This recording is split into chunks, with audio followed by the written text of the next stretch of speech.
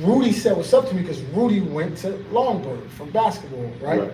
So he said what's up to me, slapped me 5, then he turned back around and was talking to this kid. The kid had a broomstick in his hand and tapped my leg from the back. And I'm like, why the fuck did he tap my leg like that? He that bold? Yeah. So I turned around and Rudy said, yo, my man, he said, yo, T, get that girl number that you was just talking to. My man want that number. So when I looked, I was like, this nigga must be somebody if he's asking me that. Right. And he was like, yo, shorty, get her number, I'll give you $200, $100, $200. And I was like, all right. I mean, I didn't need it, but I was like, all right. Yeah. They walked away as soon as they did that. And my man Khalid came over to me and was like, yo, T, you know who you was talking to? I was like, nah. I said, Rudy. He said, no, the kid with him. I said, nah. He said, that was Alpo. I was like, well, get the fuck out of here, nigga. Tell that nigga I need a package or something. You know, we young. So I'm like, tell that nigga I need a package. Right. And he was like, I'll let him know. And they drove off, so, you know, nothing ever happened. But when me and Poe spoke on the phone for the first time, I told him, did you remember you tapped my leg about the girl from the Bronx? That nigga said, get the fuck out of here. He said, yo. He said, I went to jail 2 months later. That girl has never left my mind. And that's how we clicked. And, you know, next thing you know, I was on a visit to go see him. Right. Yeah. So how was the visit going to see him? Like, you had to go through, because he was in witness protection. So how was the process of that going to see him? Like, you had to, it's a lot of stipulations you had to go through than a regular visit? Nah, believe it or not. It's the same process? It's the same process, believe it or not, because I was already going to see a couple of dudes in the feds in Allenwood,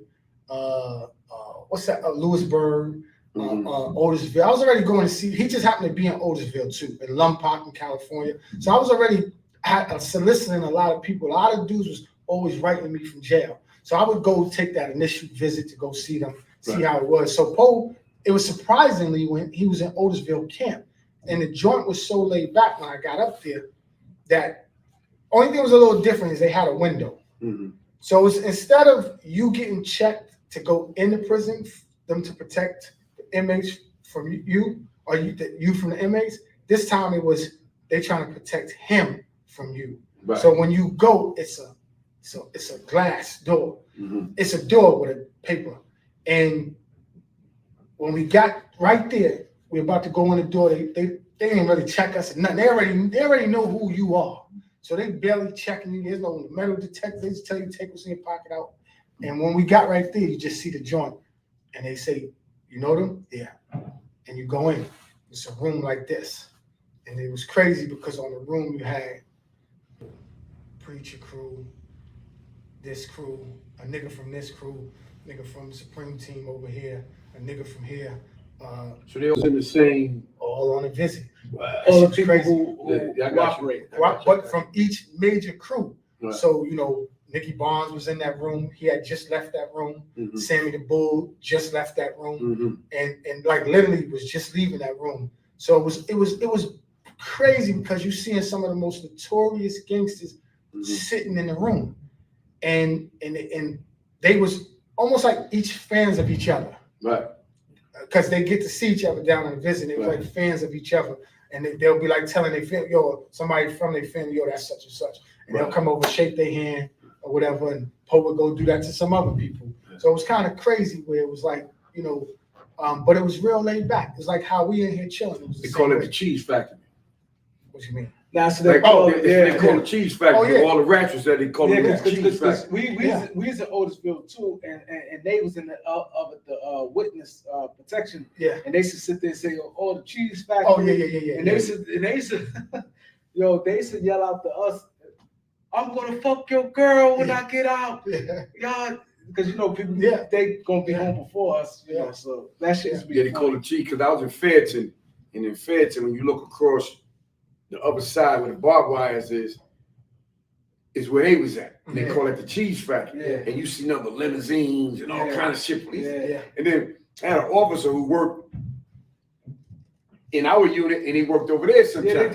So he'd be like, yo, man, how's it over? He said, man, them niggas over there living, man. And them niggas got flat screen TVs. They got the state-of-the-art gym. Like, they living over there. I said, well, no bad ass niggas, they treat them real good over there. Eat real food. They live better than y'all, but you know. Like he said, they had a lot of like big time people in there also. Like he said, Sammy the Bull, you know, people from Supreme Team, Preacher Crew. Yeah, you had all of them. I met Preacher's son there. I did a story on him too, an interview on him called I seen it. Yeah, so and I met that was him. a good interview. Yeah, that's how I met him. So you know, the visit was kind of like it was different, you know.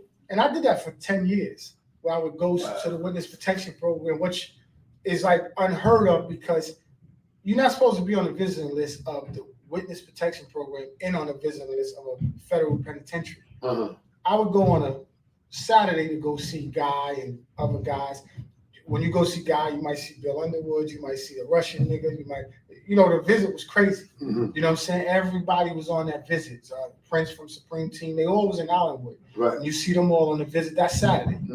Then I go on Sunday, I go get a hotel, take a shorty with me, get a hotel. And then I would go on Sunday to go see Poe. And then you would see niggas from Sex, Money, Murder. Or this, you know, you would see the next set of dudes. And it was funny because you was able to see the distinction of a nigga standing up, a stand-up nigga, and a nigga who told. Right.